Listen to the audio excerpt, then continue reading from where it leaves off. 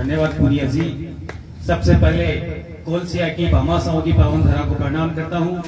यहाँ उपस्थित मेरे पिता तुल्य बुजुर्गों, मेरी माताएं बहनों, युवा साथियों और सम्मानित मंच, आप सभी का दिल की गहराइयों से आपका बहुत बहुत धन्यवाद करता हूँ कि आपने कोलसिया की धरती पर हमें जो मान सम्मान दिया है।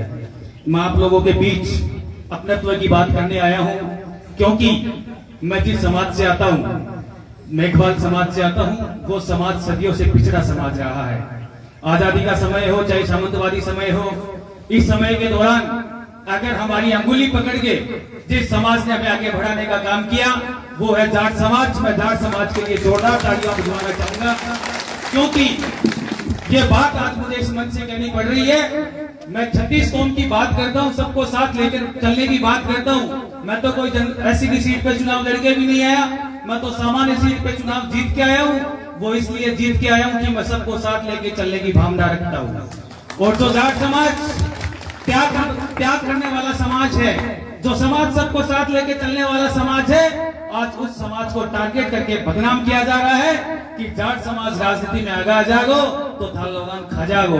अरे भाई, ये लोग बात करो 36 कौम की, 15 साल सुन रहा 36 कौम, जब चुनाव आवाज तो 36 कौम, लेकिन बड़े एक भी टीम काम करे दूसरी बस्तिया के अंदर, बाजा मेघवाल समाज के अंदर जाके कहे सामने जाट उम्मीदवार हुआ जब तो कब लोगे, अरे थे जाट ने वोट दे देगा, जाट जीत जाओ तो थारो शोषण करेगा।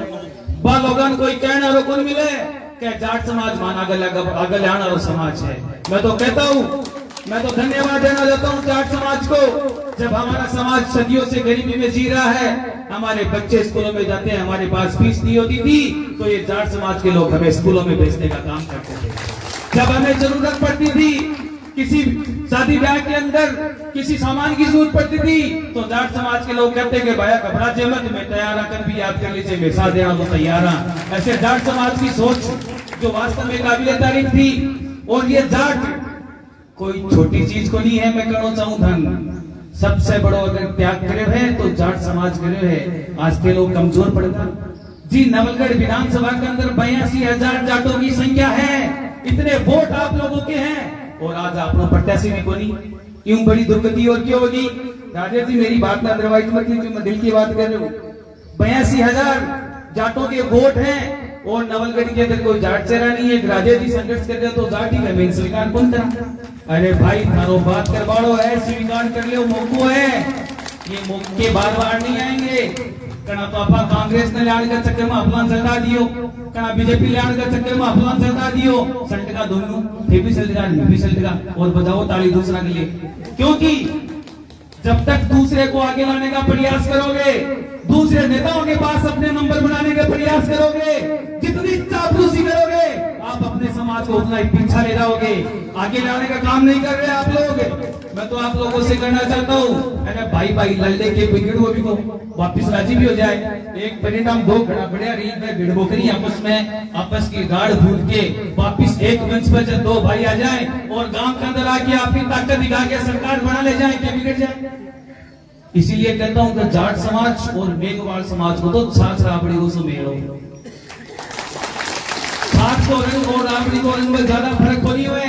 900 जाट 900 ऐसी समाज को आदमी ज्यादा फर्क को नहीं हो। तो बुजुर्ग लोग हम बैठ के आप बात सुनोगा तो ताकती सुनवानी मिलेगी कि मैं फलानी कोई जाट की बेटी होती है, मेघवाल की बेटी होती, कोई और की बेटी होती, मैं भी बेटी का सासरा मार के गुजरता ना, तो मैं भी बेटे घर ले आकर देता कि भाई फलाना की बेटी है, चल भाई छोड़ दे। आज कहाँ गए वो संस्कार? मैं तो धन्यवाद देना चाहता हूँ अपने समाज के बुजुर्गों को। आज हमारे युवा समाज के लोग, हमारे समाज के युवा लोग भटक रहे हैं। मैं कहना चाहता हूँ कुछ गलतियां आप लोगों से भी हुई हैं, कुछ गलतियां हम लोगों से भी हुई हैं। इन गलतियों के दूर करके अपन लोगों को एक जगह बैठना होगा, हमें सुधार करने की बात करनी होगी।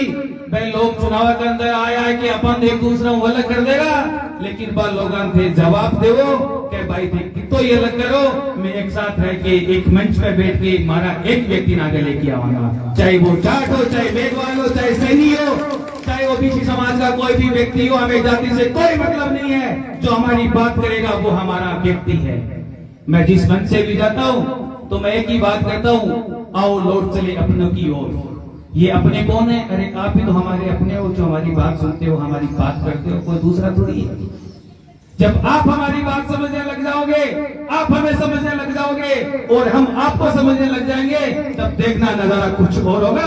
डंका आप लोगों का बजेगा, चाहे दूसरे लोग कुछ भी कहेंगे। और ज्यादा न करते हुए इतना कहना चाहूंगा कि अपना लोग अपना ही होगी।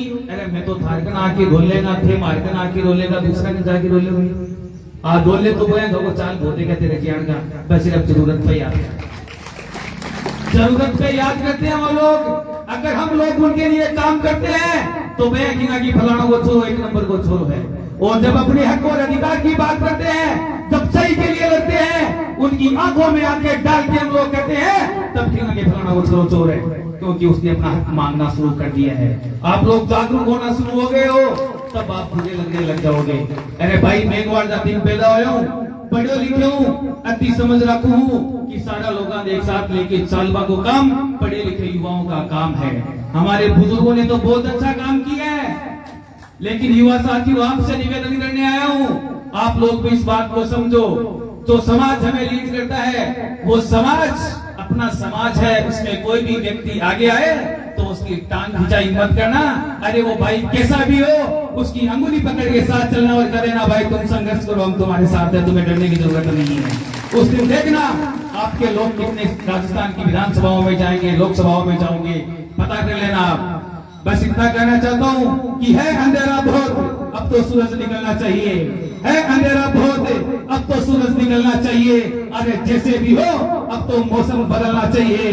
जो रोज बदलते हैं चेहरे नकाबों की तरह है, अब तो उनका जनाजा धूम से निकलना चाहिए, अब तो उनका जनाजा धूम से निकलना चाहिए। इंकलाब, जय हिंद, जय भारत।